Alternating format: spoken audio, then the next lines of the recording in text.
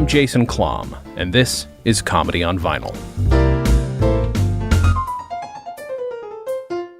Ladies and gentlemen, welcome to Comedy on Vinyl. This week, we're not talking about a specific album or a specific year, but we are pretty much talking about Weird Al and the band with Bermuda Schwartz returning. Thank you so much for being here. Hi there. Thanks, Jason. For those who don't know, you have been drumming with Al from the beginning. You have been his archivist since how long? Have you really been archiving from the beginning? I can't remember. The night I met him, I kept the little card that was right. the security pass for KMET, where Dr. Demento did his show. I still have that card. It's actually in pristine condition. And I saved that even before I knew there was a reason to save stuff. So I've always saved things. Yeah. Well, I mean, this is the way it pays off, because there's going to be a day when this all goes to a museum, I would imagine, and that museum's going to have everything they would ever want. Well, that would be Al's daughter will open that museum, or she'll throw it all out. I don't know.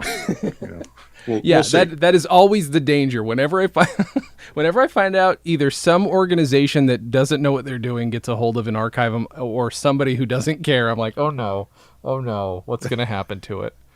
No, it'll stay in the family, as it were. That's good. And there are plenty of extremely dedicated fans and friends that would be very happy to take that on if Nina and Suzanne don't want to do that. Yeah, of course. There's so much. And I think last time you were on, you were about to do the Vanity tour, as it were, if I'm not mistaken, because you were telling me that it's all going to be deep cuts. It's all going to be originals. Oh, okay. Then that would have been late 2017, early 2018, I guess. Mm-hmm. Yeah. We could pick it up from there. A lot has happened since then. Please, let's talk about the history of the group, since the album era is over. Not a lot of groups really can say we're done with albums, but Well, and get away with it, yeah. Yeah, right. Right. We could get away with it. Mm-hmm. No, you know what? Most artists can certainly do that, and can put out songs as they want. They can put out singles. Mm-hmm. Record labels don't really like to do singles, so they would, when it was time, if Al wanted an album, he had to have 10 or 11 or 12 songs, and then that constituted an album. Mm-hmm. If he had one brilliant idea for a single, they wouldn't touch it, because it's like, well, where's the other 11 songs? Yeah. So now, without a label being in the picture, Al can record something and have it out like in days, in a matter of days, mm-hmm. Hours. And, that just wasn't possible with a label. And with a label, you can cook up an album. That doesn't mean it's going to sell. Right. That's the other half of the equation is, you've put this product out, physical or not, and it doesn't mean it's really going to sell. And, there's a few reasons for that. There's one main reason. Mm-hmm. People can get stuff basically for free, on YouTube.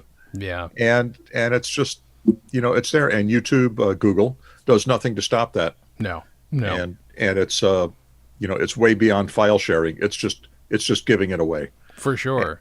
And there's really, and not just music, and music videos, TV shows, movies, documentaries, etc.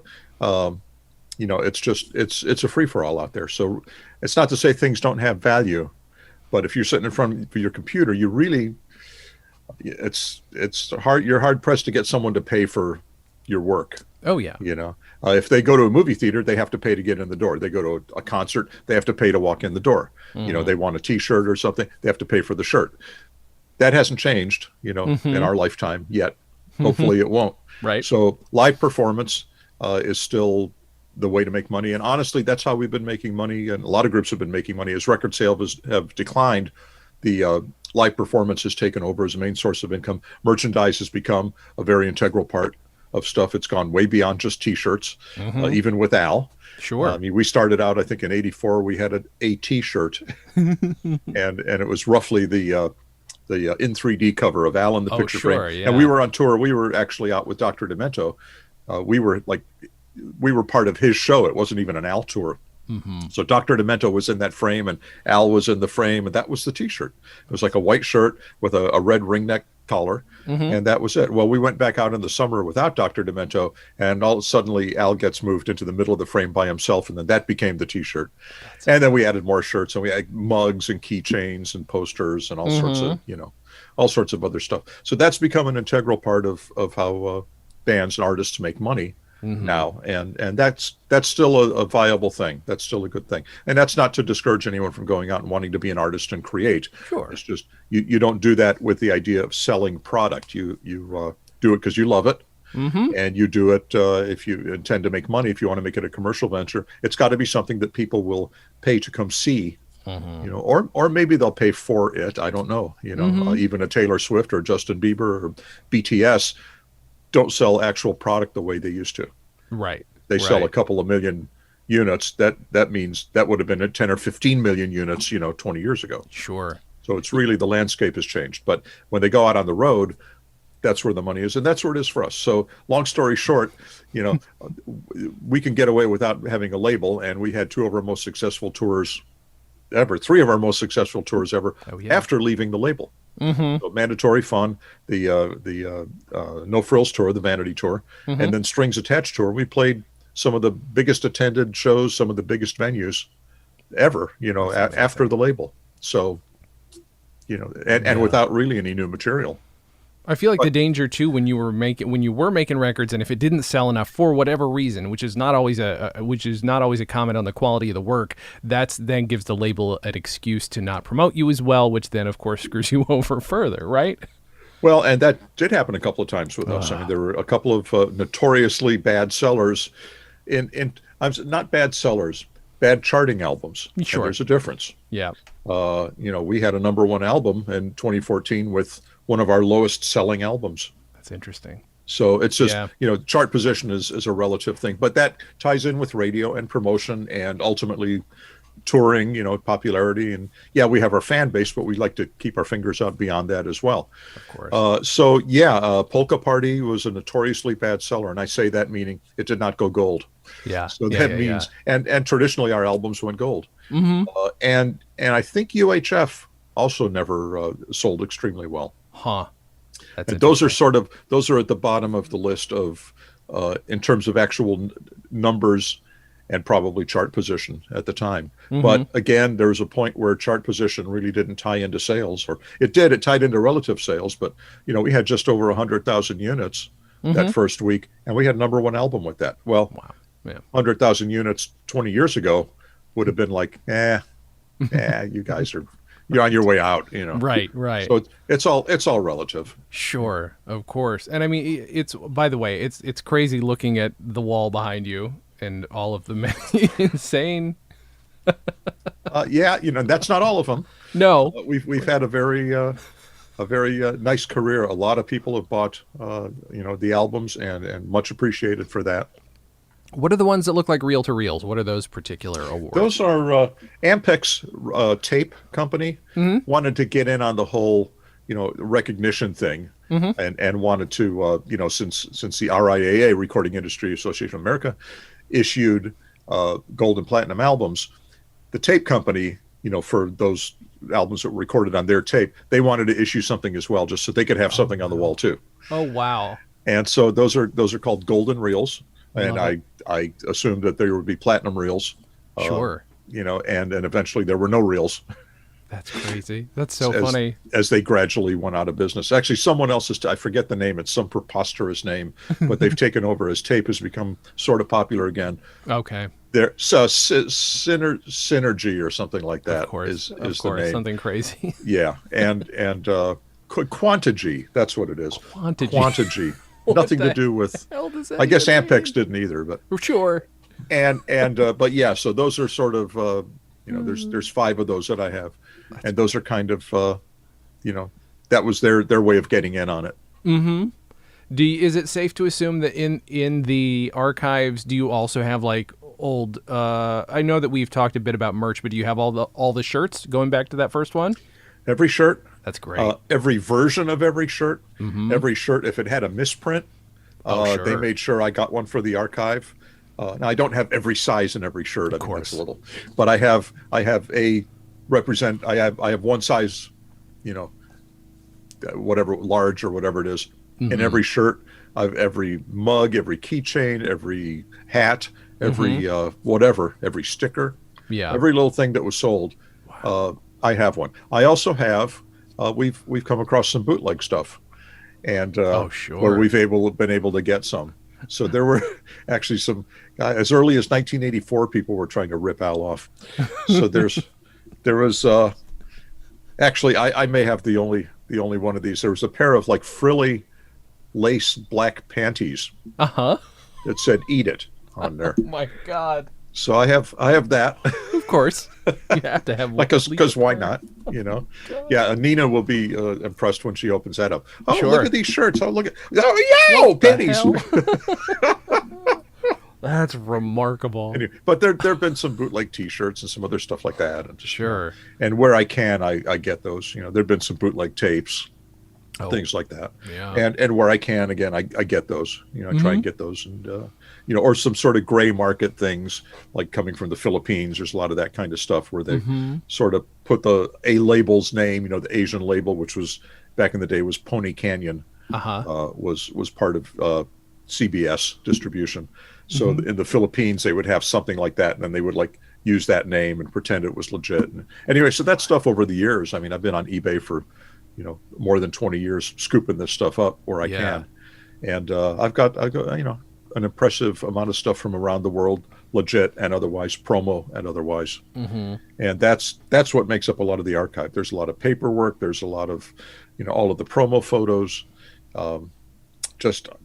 You know, also part of the archive is all the audio stuff, outtakes and things. You know, back in the day when you know, I would just be having a cassette run in the background while we were in the studio. Oh wow! So a lot of things got put to tape, and then it's like, nah, let's do another take, and then they would just go over it. Oh wow! So it doesn't exist anywhere except it's on my tape. Any studio chatter, like the tape would stop rolling, and the, you know, Al or Rick Derringer or Tony at the board would talk to us, and he'd press his little, you know, okay, oh, I need you to take that again, you know.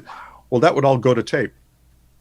And part of that, you can hear a little bit of that is I on this book that I authored last year, Black and White and Weird All Over. There are promo videos for that, and there's a promo video for the Ricky chapter, and it's a look at a bunch of the pictures, but the audio is this basic, is like Al talking to Tress doing the Ricky part, and you hear the music start, and you think you're listening to the song, and then all of a sudden the tape stops, and you hear Al talking to Tress, and it's, you know, about the inflection on, you know, let me be in your show, you know, God. Let me be in your show, or whatever it is, and you hear, anyway, that's not on tape, but it's on my tape. Wow.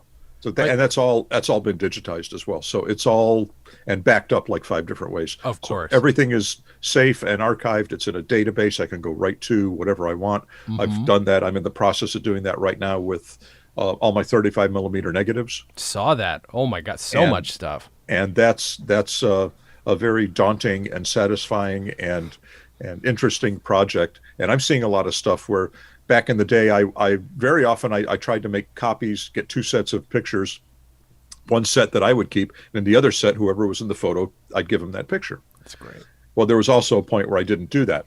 And if I had a picture of someone or something and I gave that to him, I never kept the picture. And unless I looked at the negative, I never had a hard copy. Well, now I'm looking at the negatives. I'm seeing a lot of stuff that I don't have a hard copy of and that I'd completely forgotten about, that are really cool photos. You know, really, really interesting, you know, because I used to just shoot a lot of stuff and some of it not so interesting. And if I gave a copy to somebody, it's because I thought they would want it. I thought it was a cool photo, or they thought it was a cool photo, and I gave it to them.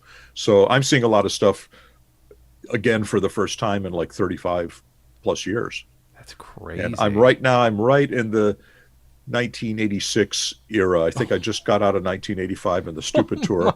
I'm in 86, April of 86. We're in the studio for Polka Party. I'm right in that period. How many reels were you shooting, or how many rolls were you shooting a year or a month or a week? Like, can you estimate? It varied. From 1984 to 1994, I shot a lot. Yeah. A lot of rolls. I mean, it varied, you know.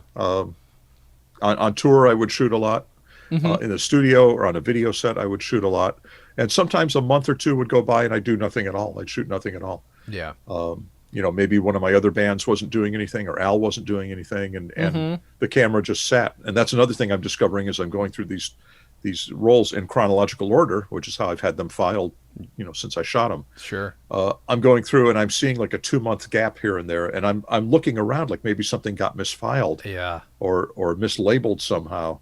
And it's like, no, I guess I just, maybe I didn't have a girlfriend at the time. I didn't take a vacation. Sure. I wasn't doing anything with Al, and none of my bands had gigs for those 2 months for some reason. Yeah. And I just didn't pick up the camera. That makes sense. So there's some of that. There's some obvious gaps, and there's other times where, I would shoot 6-7 rolls in a day.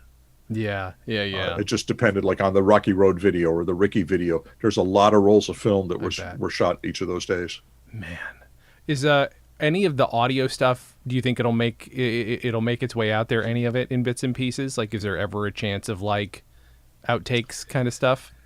I don't. Probably not. Okay. There would be more likely be a chance, and I think it would be pretty cool for Al, for the fans, to put out maybe demo versions of the original songs. Yeah. Now, we didn't have demo versions of the parodies because we didn't have to demo them. We knew what they were. Of course, we right. Yeah. knew the song and the arrangement and the parts and all that. But for the originals, almost all of them, there was a demo. There were two demos very often. Al would do a demo and give that to us. Mm-hmm. And then the band would get together with Al and record a band demo. Wow.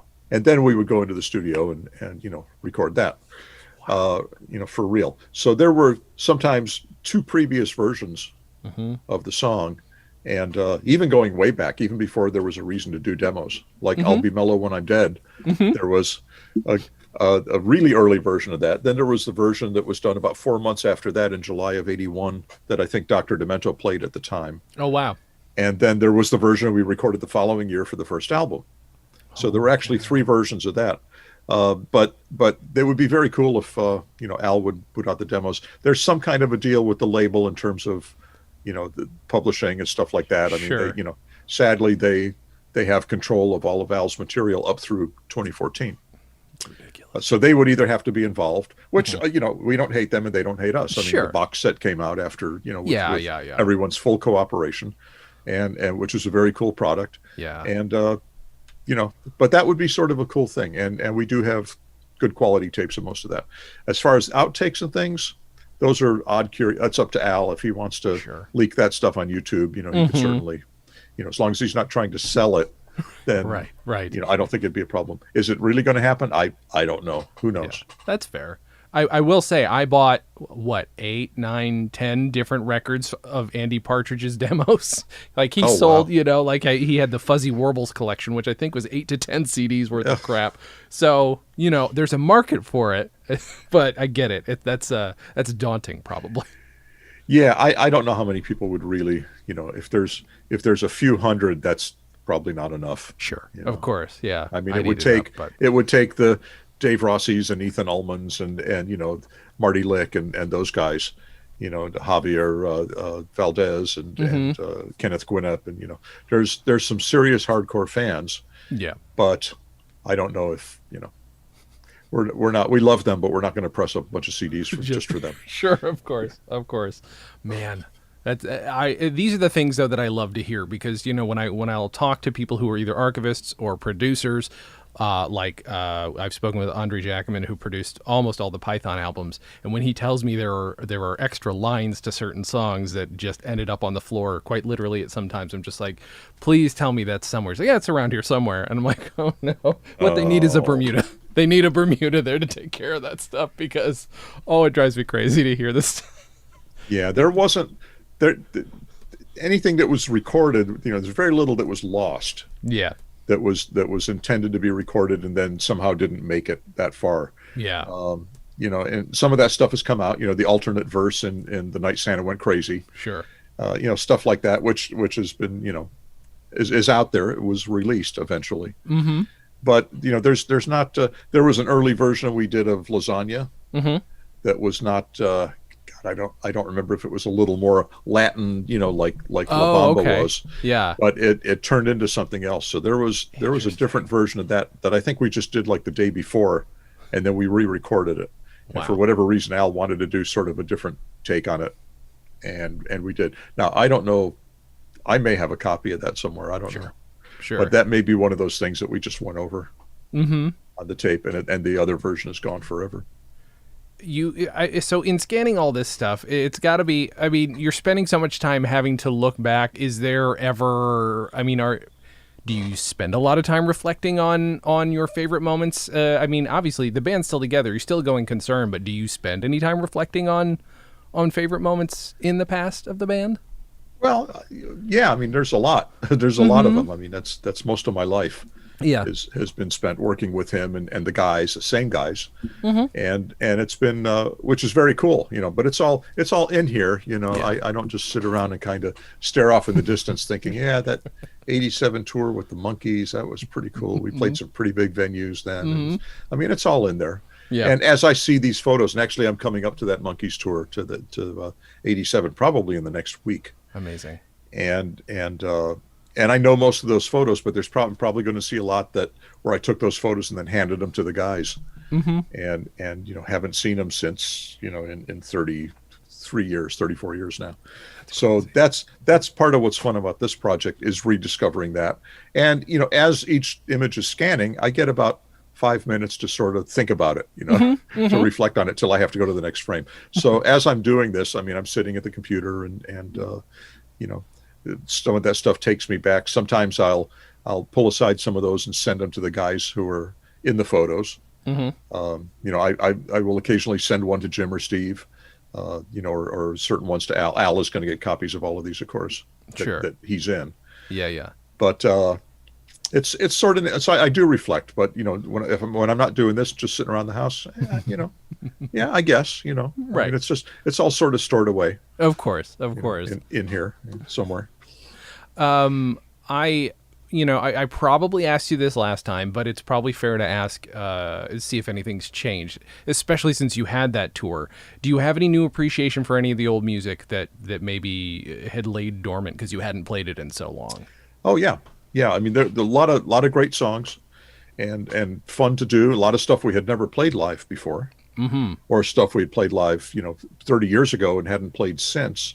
So we had to, learn and relearn a bunch of songs, that we had done a long time ago. Al had to learn a bunch of his own songs because now he's up there. There's no tracks, no nothing. Yeah. He's up there playing his MIDI accordion, which will do string sounds and horn sounds and all sorts of other piano sounds if he wants. And he can fill in a lot of the parts. And he's having to learn these parts that he never had to play in the beginning. Because we did all of that. If there was accordion, he played that, and everything else we handled. He played some basic keyboard way back. I mean, he's become a very accomplished keyboard player. In fact, he did all of the keyboard on this last album. Wow. Even though we have a keyboard player, he did all of the keyboards on there. Wow. And so he's gotten very good. Not because he didn't want to pay Ruben, but it was just simpler to do it. He knows what he wants. He could do it. So yeah, it was pretty cool. It was very cool. And Al had to work as hard as we did on those things. We had to work out vocal parts. A lot of times we had to work out an ending to a song that had faded on the record. But of course. It's very hard to fade in concert. It's not quite the same. Right. So we did a lot of work. We did our most rigorous rehearsal schedule for any tour for that particular tour. We rehearsed for a total of 10 days. Now, you hear about, hey, normally we only rehearse for 4 days, and sometimes we only go through the show one time in that 4-day period. There you go. But we got together. Now, we knew what songs we were going to rehearse. We would rehearse 2 days in a row in 5 different segments over a couple of months. And we knew, of course, going in, okay, this thing we're going to do, we're going to work on these 10 songs. There were like 50 or 51 of the originals that we were pulling out and had to work on. Yeah. And every time we got together for a 2-day period, we would work on 10 of the songs, which is a very leisurely. Sure. And we knew going in, we would, listen to them, of course, and chart them out if we needed to. And I should add, that's the first tour we've ever had to use charts. Oh, wow. Because there was just too much stuff to do. And we played 15, 16, 17 songs a night, except several of those songs we wouldn't play again for a few days or even a few weeks. So we would do a song one night and then we wouldn't play it again for 2, sometimes 3 weeks. And we would have to rehearse it again that day and have a chart. So we didn't forget till it got kind of in our heads. Yeah. There was some stuff we did like maybe 4 out of 5 days. And we had that together very quickly. But some things, and we had charts like all the way up to the end. Al too. Everyone had some charts, and it was really, which we're not the first band to do that, but it's the first time we've done it. Yeah. It was that some of the stuff was that not drilled into us because we hadn't played some of it in years or ever, but 10-day rehearsals is still extremely tidy. Now there are bands that go in and will get together for 2 months and go over a show, and it's like I don't understand how that happens. 2 months with the guys who recorded the stuff. I mean, they know they're not learning these songs, hearing them for the first time. Right. And even if you do, in a week or two, you got it. You've got 20 songs together. It's not that hard. And so 10 days, was a long time for us, but it's really, that's kind of how we work because we just. They're in here somewhere, and some of it's recall and the rest of it is charting them out before we go in and playing them as a band and just massaging things a little bit, working out an ending perhaps and working out some vocal parts perhaps. And that's kind of it. So, 10 days is a long time for us, but it was worth it. And, it really, we work pretty quick. I mean, that is impressive to have a list of 51 to draw from in the period, but also, again, you hadn't played some of these in 30 plus years. Or ever. And actually, there's a lot more than 51 originals. Sure. But these were the 51 that Al had pulled out to do and rotate them throughout the show with the idea of every night being a different set list. Yeah. And there were enough songs. And he created all of the set lists in advance. Oh, we knew 5, 6, 7 weeks in what we'd be playing in Eugene, Oregon, before we even left for tour. Wow. So all of those were done. But in addition, we had, and this required a little work too, and this is what also made each show unique, is we did a cover song, a straight cover song at each show, a different one for every show. So we had to learn an extra 77 songs to play one time, basically. Oh my God. And so we would rehearse, we'd go in and for a sound check, the last rehearsal before we left for tour, we worked on the first 3 songs, the first 3 nights worth of original songs, covers that we were going to play. So we had those going in, but we would rehearse them that day. We'd rehearse that night's cover song and then the next night's cover song. The next day we'd go in, rehearse that cover song again, and then rehearse the next night's cover song. So we'd have 2 days rehearsal for each of the cover songs we're going to do. Some of them were quite easy. Some of the, I'm trying to think, basic rock songs and things, oldies rock songs, were easy stuff that we'd all played in bar bands, not Al, but, that we all knew. And it was just a question of, okay, well, what key, and are we going to change the solo? And this is the ending that's on there. We did Honky Tonk Woman. We, just all stuff we had done before. Sunshine of Your Love, I think we did. Just a ton of stuff. I think the first one we did was what was a Deep Purple hit. Oh my God. They didn't do Smoke on the Water, did they? Smoke on the Water was the first one we did. Okay, all right. There we go. And I'd never played that, but we all knew the song. We rehearsed it. And it was very cool. I think all we had to do was just work up an ending for it. So stuff like that. But it kept us busy, and for that reason, it was a very fun tour. But we were absolutely on our toes and rehearsed a lot because we had to work on whatever songs we were going to do that night that we felt we needed to rehearse, even towards the end of the tour. And we sort of played everything either, 100 times at that point or a dozen times or whatever. And there were still a few things we needed to work on, but we always needed to work on that night's song. Yeah.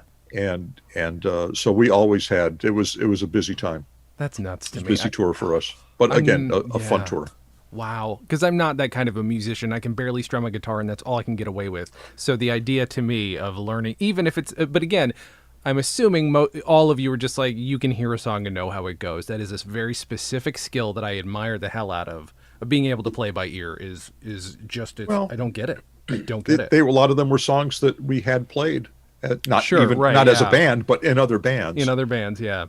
In fact, I know that because I suggested a lot of the songs. I'm in several cover bands, and it's like, well, these are these are well-known songs, that young and old, the older fans would know, the younger fans would have heard, Dirty Water by the Standells, stuff like that is, there was very little really obscure stuff that we did sort of for our own amusement. There were a couple of things. We did Peaches by the President of the United States. Sure. Just because, and not to say that wasn't a hit for them, but that was not a mainstream hit really, in the way that Dirty Water or Smoke on the Water, was, for example. Right. Or Freebird. We played Freebird, of course, because why not? You had to at least once. When you're taking records now, when you're shooting photos now, do you have an SLR that you go around with, a digital SLR? No, I've got actually most of what I'm doing is on the phone. Wow. Okay. Phones have gotten quite good. Resolution's quite good. Sure. I haven't bought a digital camera in years, and I haven't used one since I probably took one on that 2018 tour, and I probably didn't use it at all. I probably didn't shoot with it. I probably just shot with my phone, which was not a great, which was an okay phone. I got a better phone since, and it's only an iPhone 8, but it's, for our purposes, it's great. I mean, there's it can do no wrong, in addition to all the other things it does, in addition to having it on the phone and being able to manage it from there, as opposed to in a camera and then having to transfer it somewhere and do something with it, and et cetera, et cetera. So I haven't, I thought about getting like a nice high-end, a Canon or a Nikon or something like that, that would also shoot 4K video. Oh, sure. Had a couple of lenses and do all that stuff. I thought, I'm probably never going to use it. Right. It's probably going to give me somewhat better quality than the phone for posting online, and making an 8x10 or 11x17. Right.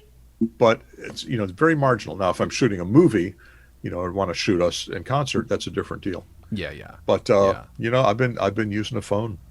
I mean, they're good record keeping devices. I mean, that is their purpose now. Really. And it's always with me. It is always there. Always. I would love to know, if you don't mind getting deep into the archive weeds a little bit, I'd like to know if you don't mind telling me, what database software you use, because I am always looking at this stuff and I am half the time confused by it. So I'm curious what you use. It's probably the hard one. It's Access which is part of Office. It used to be easy. Yeah. They made it, and I owned Office, although it was Office 97. So there was a point where, as software companies do, they cripple it, and you cannot, some of the suite worked, but I think it was Access did not. And I live and breathe by my database, because I've got a ton of stuff, not just, my phone book is in there, my list of gigs that I've done ever. Wow. Okay. There's a lot of stuff in there. So I went for the new suite, which ironically is now 4 or 5 years old, but that's current for Microsoft. Sure. But Access is the database I'm using, and I don't exploit it as much as I can, as much as I should, and I don't integrate it with other databases.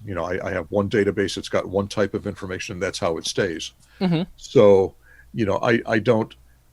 I have an audio archive and I have a gig archive that references what's in the audio archive, but I don't try to tie them together, because they will not overlap in the same way, because the audio archive has stuff that's not in the gig archive. Sure. And the gig archive has a lot of listings where there's no audio counterpart, and it would make a database twice as big with only some overlap.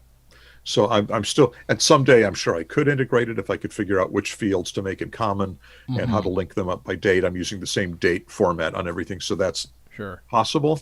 It's probably not necessary.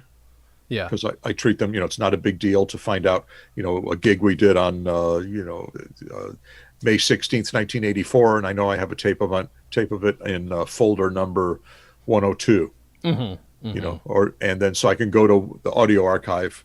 Well, actually, if it says it's in 102, I can go to the audio archive, which has got all the folders in there, and that's backed up 5 different ways. Sure. And so nothing can happen to it. Right. And that's handy to have. But to answer your question, Access. That's good. I mean, it's not uncommon. I've never learned to use it, except as a user. So I've never learned how to actually use the actual database part of it. So maybe I'll have nobody to. knows how to, nobody knows all of Photoshop. Nobody Sure. knows all of Word. Nobody, not even the guy. That's why they have 20 different people who write these programs, because they all do different parts. Even they don't know all of it. So yeah, I use about 5% of what Access does, which is just a laundry list of stuff, and I can sort and I can put things in order. And that's all I needed to do. It's just a list of stuff that I can access, Yeah. so to speak. Right. Oh, when we were let me look up, because I cannot remember when the full giant accordion set came out. What year was that? I feel like it was after we spoke. It was, or soon after, right around the time. It was. I could look it up, but it was the fall of 2017. Okay. So it was around that time, and I feel like maybe when we talked about it in terms of all the work you had to do, which was rescanning album covers and stitching together and cleaning up and all, which were you even using a large format scanner, or were you having to use a regular scanner and piece it together? No, it's a regular scanner, but there were certain other things where I would take digital photos, and again, for the purposes that sufficed just fine. Yeah. Knowing the size and the resolution they needed. Yeah. It was fine. Now I would go through and I would clean them up and I'd work on the density and I'd make sure everything was nice. But what I did for where they needed album covers, which surprisingly they didn't have the art for a lot of that. Which that's what hurt my brain when you told me that. I don't understand. Anyway, or they were too busy to look for it or something, and they figured I could cook it up. Well, I did, and what I did though, and this worked very well in the case where there were there's a whole period of time where there were not 12 by 12 inch albums. They were CDs. Yeah. Well, you don't just take and scan a CD booklet, blow it up 4 times and like hope that it looks like the art, because it doesn't. Right. It's all dots, and all that stuff. So what I did on those, actually, I think what I did on most of them to get clean scans of everything was I have 12 by 12 flats, promo cards of the printed album, including things that were on CD, but they're printed nice. They're it's not dots and all that stuff. Yeah. So I went out and shot those, with the camera, and made sure they were squared, made sure the colors were right. If there were any little blems on them, I cleaned everything up really nice. Yeah. And that's the stuff that appears in the booklet that came with the box set. That's cool. And actually, I guess were used for the covers as well. Sure. How did it feel like when you finally? I have not seen it in person, so I'm wondering how it felt to see it in person. Oh, Were you impressed? Oh yeah. No, I was very. It was very, very cool to see that. I mean, the book in particular, I mean, was cool. I mean, most of the stuff in there came from me. Yeah. I mean, couple of guys, John Jackson and Mike Duquette, came out from Sony Records, or Legacy, which is their reissue division, and they came out to the house from New York, and we went through all of my photos, boxes and boxes of stuff. They'd come out another time and shot a video of me like opening up and looking in boxes, like as teasers for the box set. Sure. So they were out here like 2-3 times to do that stuff. And so now Mike Duquette is a major fan. And so I think he was brought out particularly to sort of to kind of make sure everything, to pick out the cool stuff, to separate the cool stuff from the pedestrian stuff. I get it. Yeah. Or the stuff that's maybe been overused from the stuff that nobody's ever seen. He was kind of there to make sure, the right things were chosen. So I know he was having a good time. And then he figured prominently into this book thing that happened last year. And I'll tell you about that when we get up to it. But Mike Duquette and John Jackson were the guys who I worked with directly on that. And once I saw the booklets, and it was a little bit bigger than I thought. I thought it was, they said, they keep saying, oh yeah, it's a 100-page booklet. Well, it's 120 pages or 122. Right. That's significantly more than 100. Yeah. It's 20% more anyway. And it was very cool to see all this stuff in there that they had, worked on the density and cleaned up and all this other stuff, more than I had already. And it was just very cool to see that stuff printed. Going through all of these photos now, like I'm doing, had I done this 10 or 15 years ago, the stuff that's out there would have looked 100% better. Really? Meaning at least twice as good. Okay. For a couple of reasons. If something was taken from a photo, it can only be as good as the photo. I can only jockey the colors and the density so much from an existing photo. Mm-hmm. Which is to say, well, why would a lab print a photo that was so far from the negative? Well, I've been going through these negatives and not having to adjust them too much, and they look great. They look nothing like the photo. They look like real. They're crisp. They're bright. They're dynamic. You see the entire frame because unless you got a 4x6 photo, a 3.5x5 was not the right format of a 3:2. Sure. Which is 24x36 millimeters. Mm-hmm. Which is a 35 millimeter frame, 35 millimeters. So you would see a truncated version, fuzzy because it's only so crisp. Mm-hmm. You're trying to make something this big, you can, it's only going to look so good. But you try and make something this big with a trillion dots of information on it, this big, it looks pretty amazing. Yeah. And that's what I'm seeing right now as I'm going through thousands and thousands of these photos. Mm-hmm. And again, a lot of which, I hadn't seen since the day they were taken, or since the day I got the prints back from the lab and gave them away. It was the last time I saw some of these. So, with Dr. Demento, with anyone in the band, or other bands, friends, people I worked with back in the day at Westwood One when I was doing a day job, mm-hmm. Family. I mean, there's things where I would just give away prints. Sometimes I'd make double prints, but if I didn't, I'd give away the only print. If I wasn't in it, I'd think, oh, why not? What am I going to keep it for? So that's why I'm seeing a lot of stuff again that's new to me. I love that. And that I know nobody's seen, because if I gave away the print, there's no way I could have scanned it mm-hmm. and put it online anytime, unless the recipient did that. And I don't think that's been done. So there's a ton of photos that the fans have not seen as well. Are there any that you found that you would like to frame and hang up? Any that are particularly either great or memorable? Oh, yeah. Well, And now the thing is, I've kind of done that along the way. Because at the time, having the negatives, I would look at the prints. I go, oh, this would make a nice 11x17 or whatever, and I would take the negatives in and get an enlargement. So I would have that done at the time. Okay. Now, scanning the way I am from the negatives, I can, and with the printers I've got, I could certainly do an 8x10 mm-hmm. that would look, every bit as good as what a lab would do. Yeah. And I would have it in 2 minutes. Mm-hmm. Mm-hmm. So and for the cost of the paper and the ink. Sure. But yeah, anything. Now, again, I'm seeing some things that I haven't really seen in a while, but they're usually not pictures of me.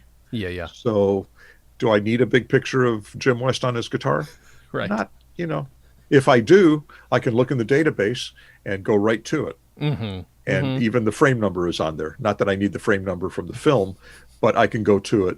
If I ever need to go back to the negatives to rescan something for some bizarre reason, mm-hmm. I could hand an envelope and say, I need this, frame scanned. Yeah. These 3 scanned, and without having to check them again, because they're all in the database. Mm-hmm. Frame number, date. If I shot multiple rolls on the same day with multiple frame numbers that are the same, those are differentiated mm-hmm. with an A, a B, a C, a D, whatever. So every image is completely unique. I could mm-hmm. dump them into all one folder and there wouldn't be any duplicates. I think the other reason I like having you on here is because it's so satisfying to my OCD to hear that somebody has all their stuff organized this much. I think that's part of it. It took me 3 or 4 days to develop a workable system. Mm-hmm. And it seems really simple to me now, but I knew I was going to encounter that, because I'd already had some film scanned by someone else that is hopelessly dumped into one thing. It's not a big deal. It's 20 rolls of film that I could go back and in a couple of hours sort it out. It's not that crucial. Mm-hmm. But I knew that if I wanted to find these things, I've got a field in the Access database that's got keywords in it. So I don't have to just fill out a whole bunch of subjects. I can group things by vacations, or if I wanted to, if I had pictures of the homes I've lived in and the places I've lived, that's got its own keyword. Mm-hmm. If there's, everything that's Al has its keyword. Everything that's Demento related, even if he's not in the picture, has its keyword. I've got a list of about 20 or 30 keywords, jobs, holiday, party, vehicles, if any of my cars are in there. Oh, yeah, okay. Pets, mm-hmm. drums, electronics, my stereo, anything like that. I love it. Old girlfriends, celebrities. If someone was in the studio with Al, or if I shook hands with President Clinton or whatever, which I did, that's got its own. So I can call all of that stuff up. I mean, I've even called Rick Derringer a celebrity, even though he was the producer and was an employee, just because that's the way to do that, Yeah. So I've got all of those things. It took me about 3 days to figure out, but the dating thing was the hardest because I knew I was going to have multiple things. I knew that, multiple roles on the same day. I knew that some frame numbers were going to have an A after it and some were not. I wanted to make sure everything was in absolute date order. I needed to be able to deal with photos and images that I didn't have a date for. I mean, at all. I knew it was in the 70s. Yeah. Sometimes I knew if it was a certain year. Sometimes I knew it was a certain month. But I had to be able to deal with that as well. Yeah. And how would that, once I listed those, how would that shake out in the order of all the dates that actually had a month and a day on it, instead of 1978 0000 for month day. It's like sometime in 1978, maybe, possibly, I don't know. I've had to recently do exactly that, and it drives me insane that I don't know some bits and pieces. I want to. I don't, and I know we didn't talk about this last time. We talked a lot about like records that you listened to, music you played before. But I mean, since I can see a piano behind you, I would love to know what instruments you can play. I would love to know if there's anything on any of the records that you have played besides drums that I would be surprised by. No, on the records, no. I don't. No, I don't just play drums. any melodic anything if I can avoid it. I actually don't play my wife plays the piano. Okay. There's also a guitar back there somewhere, a little farther out that way. That she also plays, and she plays the ukulele and stuff like that. No, I don't play any melodic instrument, just drums and related percussion. Okay. So if you're hearing, even conga drums, which I'm really not a conga player, but on for example, If That Isn't Love. Yeah. The Hanson sounding thing. That's me playing congas. Not like a conga player. Sure. But it's, for what was needed on there, I could do that. I don't know if we've ever called in a professional, skilled Latin percussionist or something like that to do something. We've always just had me play that. But again, we're not doing stuff that's requires that kind of skill. We're doing stuff that a rock drummer can play, a basic tambourine, can play, basic, cowbell stuff. I mean, I have a lot of different cowbells and I have a lot of different tambourines and stuff like that. But, anything that doesn't make melodic sounds, I can play it. That's amazing. And I do. So pretty much everything you hear on there is me. Yeah, I love that. And of course, we should never forget that, you obviously also played on an accordion case. Never forget. Everybody needs to remember that. Oh, yeah. It's always important to remember. And I still have the accordion case. Love it. Oh, that's so good. I mean, it has to be there. I'm so glad to hear that you have it. In digging back, I mean, do you have a favorite song to listen to, favorite song to play? I know that those are very basic questions, but I don't know if we went over that last time. No, not really. I mean, it's when I sit down and I'm playing to records and I'm playing to a song just to practice along or do something.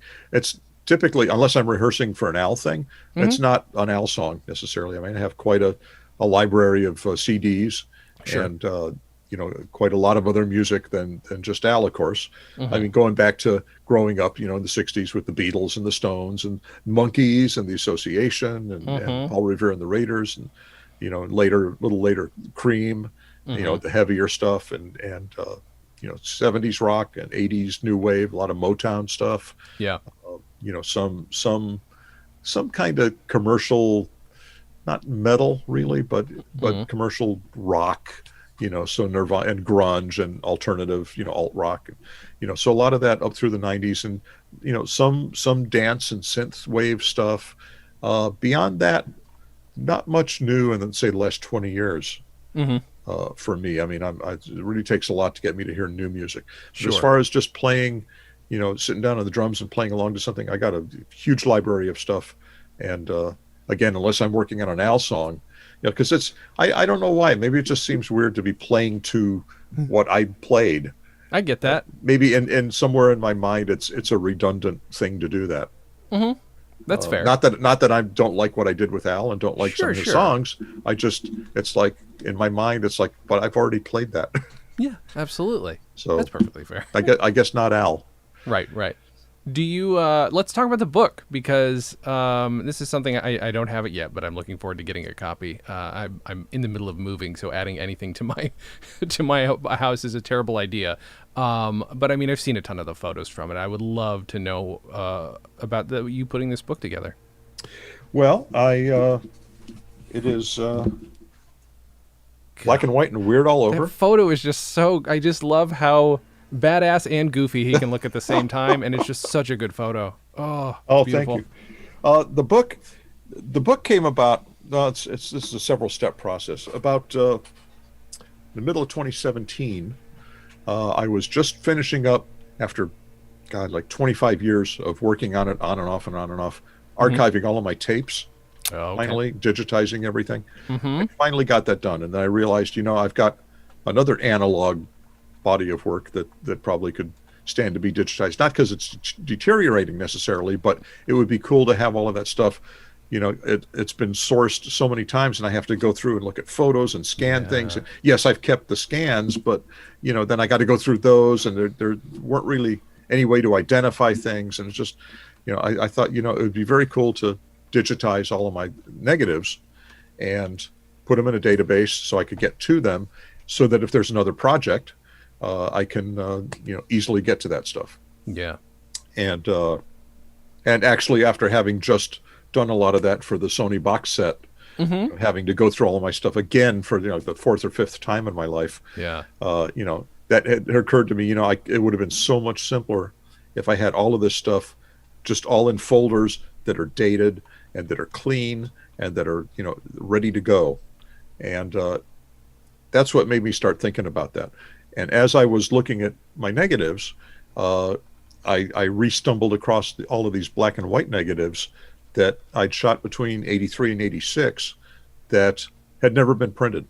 A couple of them, starting with the Ricky video, now 5 or 6 from the Ricky video had been printed, but none of the rest were ever printed. 5 or 6 from the I Love Rocky Road video had been printed and published, but beyond that, nothing else. None of the Eat It video shots, none of the Living with a Hernia video. There was stuff from the studio that had never been seen, never been printed. Al had never seen these things even. And I was looking at all of those, and I thought, it'd be pretty cool maybe to, after years of putting stuff online and stuff being in print, I thought, the fans haven't seen these, maybe it'd be pretty cool. So first thing I did was I asked Al if it was okay if I, did something with them, put them out in a book or whatever. And he says, yeah, go for it. So I did nothing with it for a little while. Sure. I at the time I looked into self-publishing and realized that would not be a good thing for me. Yeah. On it's that hard with a photography book. Well, I guess, yeah. It just, I didn't like the way it was going to work. I didn't like the amount of work I would have to do. Yeah. Given that I know nothing about promoting a book. Sure. Yes, I could notify the fans on Facebook and via Twitter, and that's about the extent of it. Yeah. Unlikely I could get books into stores or into other countries or anything like that. So I knew I needed something beyond just them selling me books so that I could figure out how to resell them. Yeah. I knew that wasn't for me. So I didn't do anything about it for a very long time. Well, a couple of years went by. And when we were in New York City, Mike Duquette, this guy who had come out and we had worked together on the box set booklet, was at our show that we did at Forest Hill Stadium in New York. And he was just sort of, we were just sort of talking about stuff. And I mentioned, just out of the blue, I came up with this thing in the back of my head because I knew I was going to have 2020 off. I said, I've got all these photos, the black and white photos, and I'm thinking of putting out that nobody's ever seen. Thinking about a book or something. I don't know, whatever. He says, "Oh, that sounds cool." And I even had a title. When I had in 2017, I'd already figured out a title for it, and I'll tell you about that in a sec. All right. So, a couple of months later, Mike sends me an email. He says, "When you're ready to move forward with this book, contact Matthew Chonacki at 1984 Publishing. He publishes, pop culture coffee table books. Might be a good fit." So I thought, oh, that's good. I have a lead I don't know if that's the be all and end all, but whatever. Anyway, a couple of more months went by, and by this time I'm thinking, I've got the coming year off. 2020 was going to be off, and this could be a good year to work on this project. Mm-hmm. And so the first thing I did was I took some of the black and white negatives to a service in town that converts them, that digitizes them, and I wanted to see how that would work. I mean, if it was going to work as well as I had hoped. I got them back, took 2 rolls there, got them back. They look great. They look really, really great. I thought, okay, this is going to work. So I started to go ahead with it. I sent an email to Matthew, and we got to working on, what it was he does and what it was, that he could do with the book. Mm-hmm. And within a week, we had signed a contract. Wow. And this was like December of 2019. And so things moved. I got the rest of the negatives, the rest of those black and white negatives scanned, got those back, began sorting them out. We had a timeline. He says, I need all of your photos and write some text. We'll chapterize them and write some text for the chapters by the end of March of 2020. Well, I had them by the end of January. So we're way ahead of schedule. Al approved all of the photos that I sent them. Of course, I wanted him to be happy, but everything I had considered sending him, he approved every single one of them. Amazing. And anyway, things got moving. And well, with the pandemic, coming to fruition in March of 2020, Sure. Things still kept moving forward with the book. It came out a little later than expected, but not because of the pandemic, just to kind of work it and make sure that he could promote it properly. Came out well before Christmas, came out in November of 2020, sold well around the world, still selling.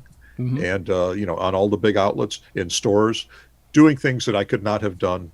For sure. Getting interviews and publicity and promotion that I could not have done with self-publishing. Yeah. That they would not have done for me. Now, the title, Black and White and Weird All Over, The Lost Photographs of Weird Al Yankovic, 1983 to 86. Part of that was the publisher's idea. Part of the title itself, Black and White and Weird All Over, came from someone else. I'll tell you about that in a sec. But the original title I had from the book was, It Don't Matter If They're Black and White. Unseen Photos from the Camera of John Bermuda Schwartz. I thought, well, that's a clever play on the Michael Jackson song, right? But, here's a book of black and white photos. It don't matter if they're black and white. I thought that was hilarious. I love it. I love it. In fact, I think It's a parody title. It's perfect. Yeah. I think I told that to Al when I said, I'm going to put out I think I'm going to put out a book, and here's the title. So I knew what the title was going to be from the very beginning. Anyway, in one of the chapters, I had to contact a guy named Mark Jonathan Davis, who is better known as Richard Cheese. Oh, sure, yeah. And Lounge Against the Machine. But he's an old friend of ours, an old radio cohort of mine. Okay. Worked with some of the companies I know, and I've seen him play a few times. We're friends. Yeah. Anyway, I had to ask him some questions about one of the chapters in the book about something that came from a radio station he worked at, because Al didn't remember, why he was wearing this shirt from KZZP in Phoenix, even though I have a bunch of photos of him. He had no idea. So I thought, well, Mark Davis would certainly know. So I got a hold of Mark, and we were talking, and I hadn't told him the title of the book, but I said, I'm putting this book together, and this is the chapter, and there's a bunch of pictures with Al on the shirt. What was the deal with the shirt? Did you give him the shirts? And well, obviously they gave him the shirts. Anyway, nobody could figure it out, but except that Al and Rick Derringer were wearing the shirts in the studio one day. I took a bunch of pictures and must have sent them to Mark. Anyway, Mark says, oh, by the way, if your book's all black and white, if you need a title, how about Black and White and Weird All Over? You can have it for free. You can use it. And I already had this other title in the back of my head. I said, oh, that's pretty good. Well, thanks, Mark. I appreciate it. Anyway, thinking I would never. Sure. So after the contract was signed and a month or so of going back and forth about some of the basics, Matthew said, oh, and about your title, he says, I don't know about the Michael Jackson thing, it don't matter if they're black and white. That's a little bit of an old reference at this point. And Michael's kind of on the outs again, and all the controversy with him and all that. Maybe not a good, we don't want a bad review. We don't want any references to that anywhere. Okay. And he says, the other thing is, in any of this, says, you don't mention Al's name at all. You got to put Weird Al in there. So if someone's, searching around on Amazon or somewhere, for Weird Al, the book will come up. Maybe they'll buy a book Sure. that they weren't looking for. Right. And I said, oh, that's pretty smart. Self-publisher wouldn't have told me that. No, of course, yeah. They would have said, you have a title? That's great. Yep. We'll just Let's put go. it on the book. You know what you're doing. Well, I don't.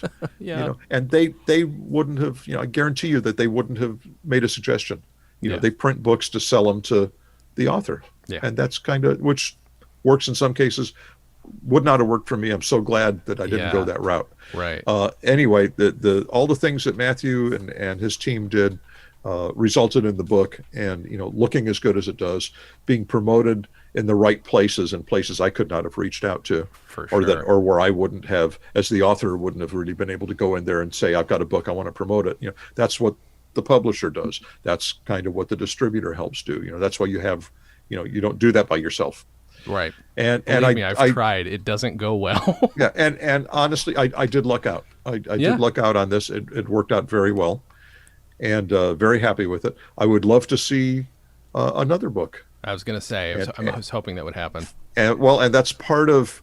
I was going to digitize all this stuff anyway, but as I'm seeing all the Al stuff, go through the scanner, I'm thinking, okay, that one. They'd love to see that one. Here's a different version of this other shot that they've seen a million times. Here's the funny version or whatever. Yeah. So I'm in my mind, I'm doing that, but I can also, again, with this database, I can very quickly go to all of the folders that have Al in them at all. Yeah. If I don't want Rick Derringer in a picture, I can eliminate those. I mean, it's very easy to narrow this stuff down, pull them out, go to those folders, look at them. As pretty as they are, I've gone through and done a little bit of color correction and density correction as I go, but not all the way. I mean, I'm going to let Photoshop do the rest of that if I need it. Yeah. Later. Again, I'm probably going to return to less than 10% of these photos, but the ones I'm going back to, I really want to look good, and they do look good. They do. I spend a little extra time on the Al photos to make sure they're like 90, 95, 99% there. So when I go back to them, I could go in, yank out 200 or 300 and have them all prepped within a week. That's amazing. So that's kind of in the back of my mind what I'm thinking. We're not done with Black and White and Weird all over by any means. Sure. It's still it's still selling, and we'll give it another push as the holidays get closer this year. We had planned to do some in-stores originally, and with the pandemic that became impossible. I did go to a local bookstore here in LA and sign like 300 copies. Oh, amazing. Okay. Which if somebody said, I want to get a signed copy of your book, I said, well, best way to do it is, won't be personalized. Actually, we had a plan for that too. They had advertised, I had helped advertise that this store would have personalized copies. If they placed their order, they could tell me who to make it out to. And if they had like a special message they wanted me to write for some reason, they could do that. And some of them did. Yeah. Some of them put in like a paragraph's worth of, this weird, personalized kind of, and I wrote every I love word, it. And so they would go. Book Soup is the company here in LA. Oh yeah, sure. And they and Vromans, who owns Book Soup out in Pasadena, are the stores, and I think they still have signed copies, generic signed copies. Oh, that's great. Other stores got a book plate, which is a little sticker that I signed, and they would stick them on the inside of the book. So it was sort of it was hand signed, but the book wasn't signed. The sticker was signed, but It was a cool sticker that we made. And so we had these stickers done that looks like a strip of film.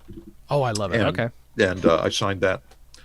So good. The book's done and is still doing very well. The publisher's happy. I'm happy. Al loves it. We had a limited edition box set that it was the same book but with a different cover, a little bit of a different treatment. Had 12 photos, 9x12 blow-ups on like cardstock, like suitable for framing, of photos from the book. Oh, that's so good. And I think also had a small set of postcards, or maybe that was some other promotion that went with it. Had a certificate of authenticity that goes with it, and it was also in a box. So there were 250 numbered boxes and signed. There was a page inside that was that had been signed by me that was insert. It was part of the book. Tipped in, they call it tipping.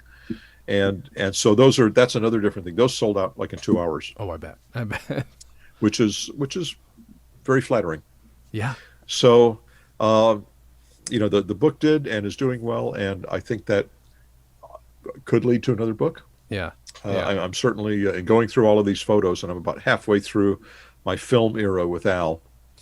Right now, I've got about 20 more years to go, Mm-hmm. and about 200 more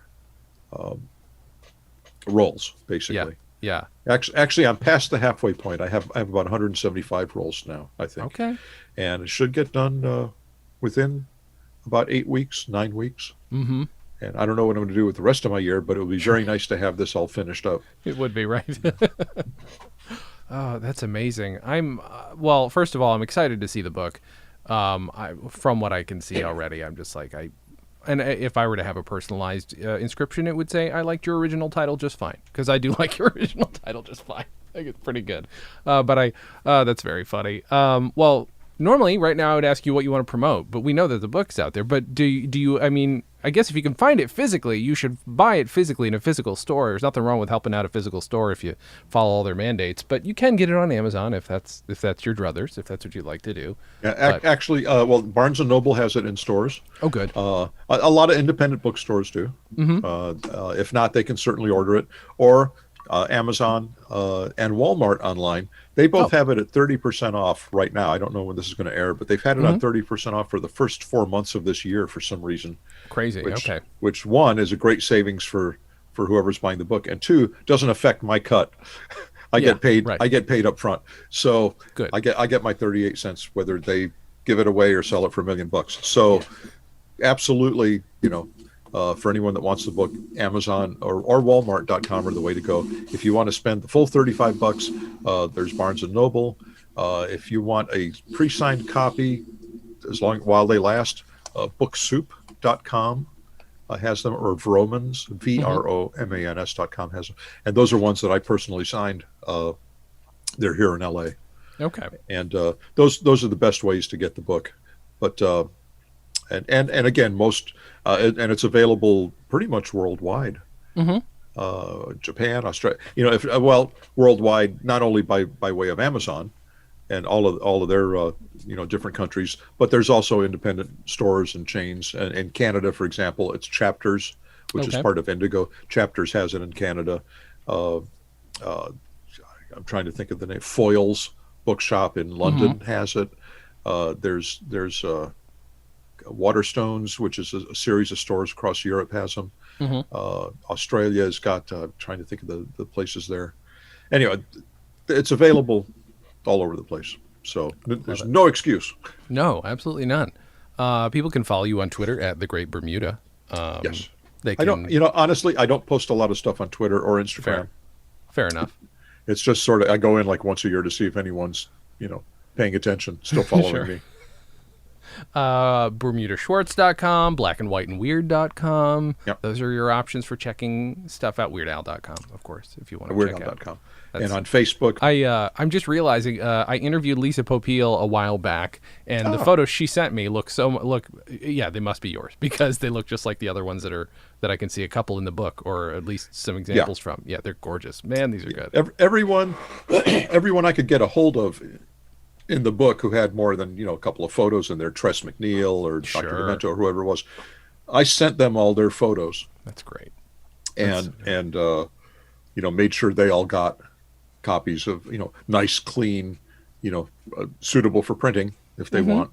And I wanted to make sure they all had them. And again, just as I'm doing somewhat with all of these color photos I'm doing, I've been sending them to or posting them where the people in the photos can see them. Yeah. And they're welcome to them. I mean, I don't, nobody's going to take them and go make a book, for example. Yeah, that's my job. But I'm trying to make these available to them, and sometimes, they're photos where maybe they had the original 3.5 by 5 or 4 by 6 or whatever. Now they've actually got a nice, clean, digital, version that they can. I send them out as 8 by 12 at 300 DPI, which is certainly, suitable for almost anything they want. Definitely. And if they want a full scan, they can do that. If they want to, post them on their site or on their Facebook page, are certainly welcome to do that. So anyone who I can still get a hold of, who I think might be interested, I make sure that they have the photos at their disposal. Yeah, that's so good. That's delightful. Bermuda, thank you again for doing the show. For coming back. I love that we didn't have to talk about the music. I would have loved to, but I love talking with you about the archive end of it because you're just, again, so organized, so detailed. And I said this last time, but thank you for all your music. Thank you for keeping this stuff alive and preserving it. It's a hugely important thing, especially in comedy. Well, thank you. It's massively important. Thank you. Thank you. And thank you guys for listening. And as always, have a good thing.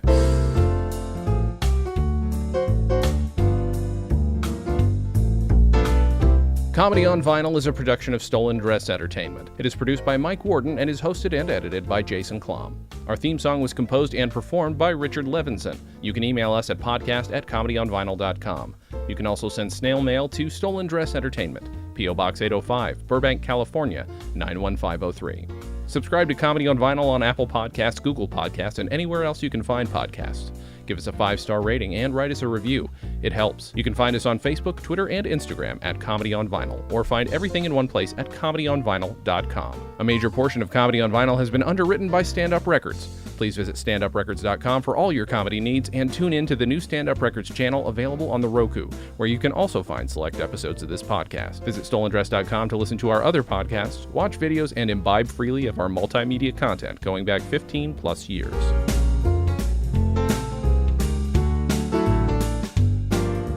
StolenDress Entertainment. Hey, it's my turn.